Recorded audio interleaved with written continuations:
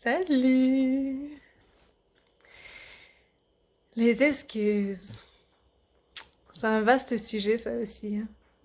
Puis il y a plusieurs volets là-dedans. Il y a le volet de est-ce que tu t'excuses jamais? Est-ce que tu t'excuses trop?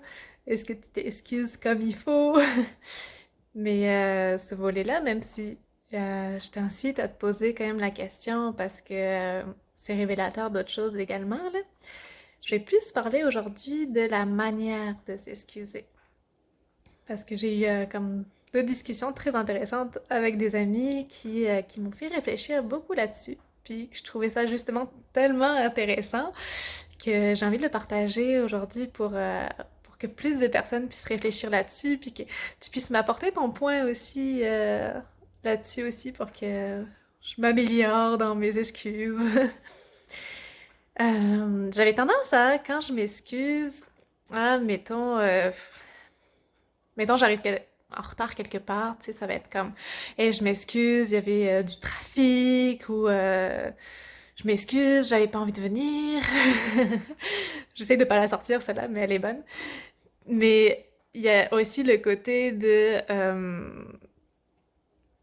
si j'ai créé comme un état émotionnel chez la personne, tu sais, mettons que je serais comme énervée une journée puis que je crée un état émotionnel chez l'autre personne, ben ça, tu sais, mes excuses, ça pourrait être du genre, ben, tu sais, excuse-moi, mais là, je suis comme, c'est difficile pour moi en ce moment ou quoi que ce soit, tu sais. Puis finalement, j'ai comme une amie qui m'a fait réaliser que quand on s'excuse de cette manière-là,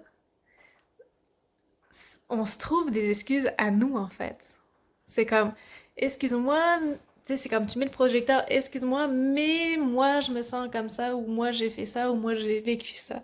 Fait que finalement, tu te mets comme en victime de la situation au lieu d'accorder l'importance à l'autre personne. Fait qu'à la place de faire ça, ça serait comme justement, ben, ben, tu sais, mettons dans le cadre du retard, là, ça peut être comme je m'excuse que tu as attendu ou que tu t'es peut-être eu peur ou de l'anxiété par rapport à mon retard. Euh, point. Tu sais. Pas obligé de En fait, c'est mieux de pas se justifier après pour autre chose, tu sais. C'est juste reconnaître pleinement le fait que la personne vit un inconfort ou une émotion par rapport à une action que nous, on a eue. Mais c'est pas nous qui sommes importants à ce moment-là. Pas quand tu t'excuses. C'est l'autre personne de le reconnaître, de l'accueillir dans ce que tu as créé.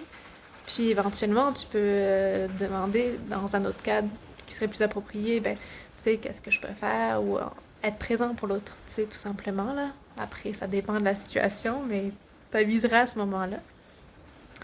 Euh, Fait qu'il y avait ça que j'ai trouvé très pertinent, puis que je vais changer ma façon de m'excuser maintenant.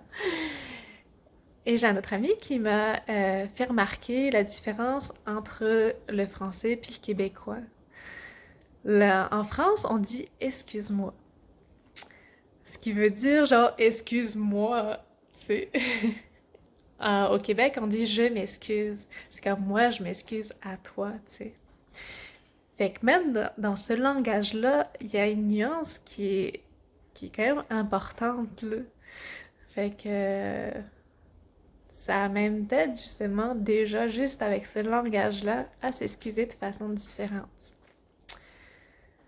Fait que c'est ça, le point que je voulais t'apporter aujourd'hui. Puis tu pourras m'éclairer sur toi, ta façon de t'excuser ou comment t'aimerais toi que les gens s'excusent à toi. Tu sais, qu'est-ce qui viendrait vraiment te dire, ok, tu sais, là, je peux accepter ces excuses-là parce que la personne les a fait de façon convenable pour moi.